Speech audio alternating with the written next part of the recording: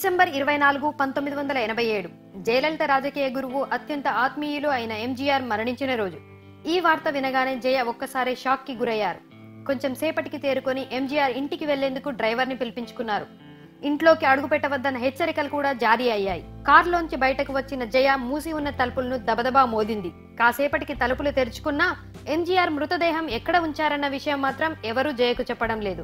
ఎంజీఆర్ కడచూపు కూడా దక్కనివ్వకుండా చేయాలనుకున్నారు. చిట్ట చివరికి ఎవరో మృతదేహాన్ని రాజాజీ హాల్ కి తరలించారన్న సమాచారం ఇచ్చారు. అంతే, జయ ఆయాసంతో రాజాజీ హాల్ కు పరుగులు తీశారు. హాల్ కు వెళ్లగానే పరుగు పరుగున ఎంజీఆర్ మృతదేహం తలవైపు కూర్చుండిపోయారు. కనురెప్పలు సైతం వాల్చకుండా దాదాపు 21 గంటలు అక్కడే అలాగే ఉండిపోయారు. ఎంజీఆర్ కి నివాళులర్పించడానికి వచ్చిన ప్రతి ఒక్కరూ ఆమె సంకల్పానికి నివ్వెరపోయారు. శారీరకంగా ఇంత దృఢంగా ఉన్న జయపై ఆ దశలో జరిగిన మానసిక హింస అంతా ఇంతా కాదు. ఎంజీఆర్ భార్య జానకి రామచంద్రన్ మద్దతుదారులు జయ చుట్టుపక్కనే నిల్చొని కాళ్లు తొక్కుతూ హింసించారు. వెనక నుంచి గోళ్లతో గిచ్చారు. అక్కడి నుంచి వెళ్లిపోయేలా శతవిధాలా ప్రయత్నించారు. అయినా జయ చెక్కు చెదరలేదు. ఆత్మగౌరవానికి భంగపాటు జరిగినా ఎవ్వరు ఎంత హీనంగా చూసినా ఉన్న చోటనే నిల్చుండిపోయారు. పరిసరాల్లో ఏం జరుగుతుందో కూడా పట్టించుకోని స్థితిలో ఉందామె. అంతటి విషమ పరిస్థితిలోనూ ఒక ప్రశ్న మాత్రం ఆమె మెదడును తలిచేస్తుంది: ఇప్పుడేం చేయాలి అని. దాదాపు 23 ఏళ్ల వయసు, మంచి భవిష్యత్తు ఉంటుందని రాజకీయాల్లోకి తీసుకువచ్చిన వ్యక్తి ఎదురుగా జీవం లేకుండా పడి ఉన్నారు. ఓటమిని తేలిగ్గా తీసుకునే వ్యక్తి కాదు జయ. మరోపక్క అంతిమయాత్రల్లోనూ అదే అవమానం. మృతదేహాన్నుంచిన వాహనంలోకి ఎక్కేందుకు జయ ప్రయత్నించారు. డ్యూటీలో ఉన్న పోలీసులు కూడా ఓ చేయి అందించారు. అయితే ఆమె పైకెక్కిందో లేదో దిగిపోవాల్సిందిగా అరుపులు. చూస్తే ఎదురుగా ఎమ్మెల్యే కేపీ రామలింగం తన వైపు దూసుకొస్తూ కనిపించాడు. ఏమైందో తెలిసేలోపే జయపై దాడి జరిగింది. జానకి రామచంద్రన్ బంధువు దీపన్ జయ నుదుటిపై తన్నాడు. జయను వాహనం నుండి కిందికి తోసేశాడు.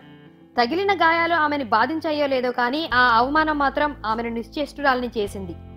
అంత్యక్రియల్లో పాల్గొనకుండానే వెనక్కొచ్చేసింది. జయకు జరిగిన అవమానాలు ఏఐడిఎంకే కార్యకర్తల్లో దావానలా వ్యాపించాయి. ఒక్కరొక్కరుగా కార్యకర్తలు, నేతలు, ఎంపీలు, ఎమ్మెల్యేలతో సహా అందరూ ఆమె ఇంటికి చేరుకోవడం మొదలైంది. జరిగిన అవమానాన్ని ఖండించారు. ఆమెకు భరోసా ఇచ్చారు. ఇక ఆ తర్వాత రాజకీయ పరిణామాలు చకచకా జరిగిపోయాయి.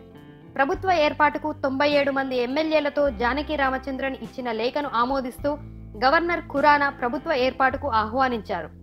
1988 జనవరి 7న అసెంబ్లీలో బలాన్ని నిరూపించుకోవాల్సిందిగా సూచించారు. అసెంబ్లీ అంతా గందరగోళంలో నిండిపోయింది.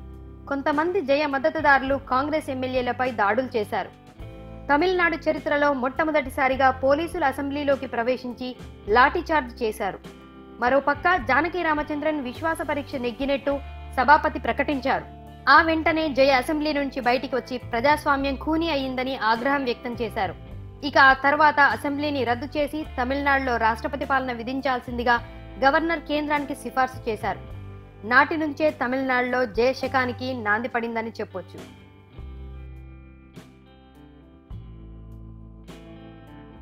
ఈ వీడియో మీకు నచ్చినట్టయితే లైక్ చేయండి, కామెంట్ చేయండి. మరిన్ని వీడియోస్ కోసం సబ్స్క్రైబ్ చేసుకోండి. Thanks for watching.